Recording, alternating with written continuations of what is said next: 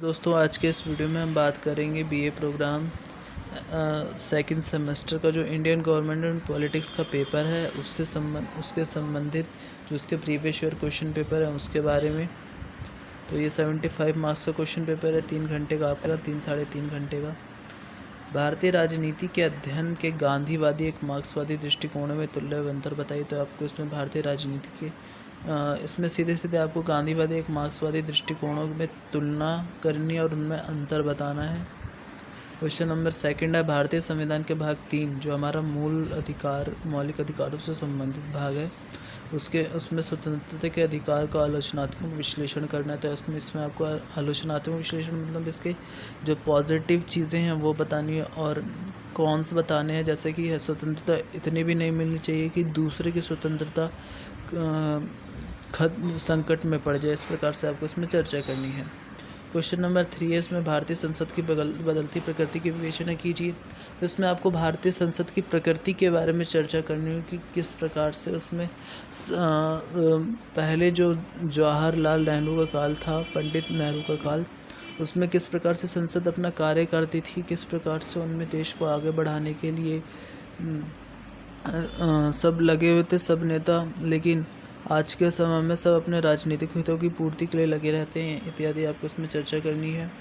जाति का राजनीतिकरण क्या है, भारतीय राजनीति को इसने किस प्रकार प्रभावित किया है। तो इसमें आपको जाति के राजनीतिकरण के बारे में बताना है। क्वेश्चन नंबर 5 में भारत में धर्मनिरपेक्षता से संबंधित वाद विवादों का आलोचनात्मक विश्लेषण कीजिए। तो सेक्युलरिज्म आपने कई बार ये शब्द सुन रखा होगा। तो इसमें धर्मनिरपेक्षता से संबंधित वाद विवादों के बारे में आपको चर्चा करनी है। क्वेश्चन नंबर 6 है, विकास की नेहरूवादी रणनीति की व्याख्या कीजिए। तो आपको विकास की नेहरूवादी रणनीति की चर्चा कर देनी, किस प्रकार से जो नेहरू थे उन्होंने किस प्रकार से विकास की नीतियों को अपनाया था, किस प्रकार का उनका दृष्टिकोण था, उनके बारे में। भारत में पर्यावरण आंदोलन पर एक निबंध लिखिए। तो इसके लास्ट के चैप्टर्स में आपको मिल जाएगा पर्यावरण आंदोलन। क्वेश्चन नंबर 8 है, निम्नलिखित में से किन्हीं 2 पर संक्षिप्त टिप्पणियाँ लिखिए। राज्य के नीति निर्देशक सिद्धांत, ये बहुत आसान है, आप इसमें लिख सकते हैं। और भारत में किसान आंदोलन के बारे में भी लिख सकते हैं। न्यायिक पुनरावलोकन आप इसके बारे में लिख सकते हैं। और इसमें आप जो अभी तक जितने भी केसेस हुए हैं, बड़े बड़े केसेस, जैसे मिनर्वा मिल्स की बात करूं या फिर केशवानंद भारती जो मूल ढांचे से संबंधित केस था, या फिर उससे पहले और भी कई केस हुए, जैसे पंजाब जो भूमि सुधार से संबंधित जितने केस हुए थे उनके बारे में आप इसमें चर्चा कर सकते हैं। अभी हमारा क्वेश्चन पेपर सेकंड है ये बीए पॉलिटिकल का ही। तो इसमें भारतीय राजनीति में उदारवादी और मार्क्सवादी, पहले गांधीवादी था, उदारवादी है। तो आपको इसमें ये फर्स्ट चैप्टर से अगर आपको दृष्टिकोण समझ में आते हैं तो आप उदारवादी और मार्क्सवादी ये तीनों दृष्टिकोण कर लेना, इजी रहेगा। क्वेश्चन नंबर 2 ये इम्पॉर्टेंट भी है, भारतीय संविधान की प्रस्तावना में प्रतिष्ठापित मूलभूत विशेषताओं की व्याख्या कीजिए। तो मूलभूत विशेषताएं क्या है उनके बारे में आपको इसमें चर्चा कर देनी है।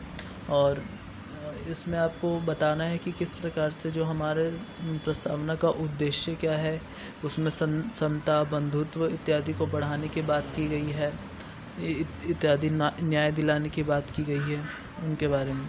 क्वेश्चन नंबर 3 है, इसमें हाल के समय में प्रधानमंत्री के पद में इसकी बदलती भूमिका का विश्लेषण कीजिए। तो प्रधानमंत्री के पद के बारे में आपको इसमें चर्चा कर देने की, उसका पद क्या होता है, वास्तविक कार्यपालिका होता है इत्यादि, उसके बारे में बात कर देनी है। और उसकी भूमिका किस प्रकार से बदली है उसके बारे में आपको विश्लेषण करना है इसमें। क्वेश्चन नंबर 4 है, समकालीन भारत में जाति आधारित राजनीति की वृद्धि का परीक्षण कीजिए। तो इसमें जाति का राजनीतिकरण क्वेश्चन पहले भी आ रखा है, तो आप इसमें देख सकते हैं। क्वेश्चन नंबर इसमें 5 है, भारत में वोट बैंक की राजनीति ने सांप्रदायिकता को बढ़ावा दिया है, क्या आप इस कथन से सहमत हो। तो हाँ, बिल्कुल सहमत हैं हम इसमें। तो आप इसमें कुछ उदाहरणों से भी चर्चा कर सकते हैं कि किस प्रकार से जो हमारी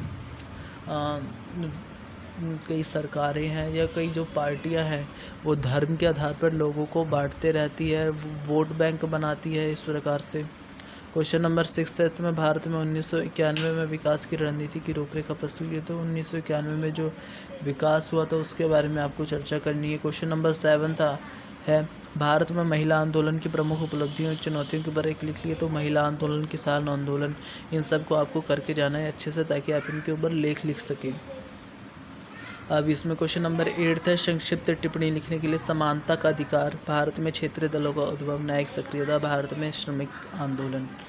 तो इसमें किसान, मजदूर, महिला इत्यादि आंदोलन जितने भी हुए, पर्यावरण से संबंधित जितने आंदोलन हुए, उनको आपको अच्छे से करके जाना है।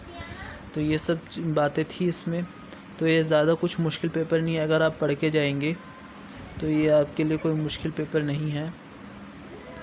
तो थैंक यू। अगर आपको हमारे वीडियो पसंद आए तो कृपया कर इसे लाइक शेयर करें, और नॉलेज मिली हो तो ही लाइक शेयर करें, वरना रहने दें। और ऐसी वीडियोज़ अगर आपको और चाहिए तो आप कमेंट कर सकते हैं, और हमारे चैनल को सब्सक्राइब करें।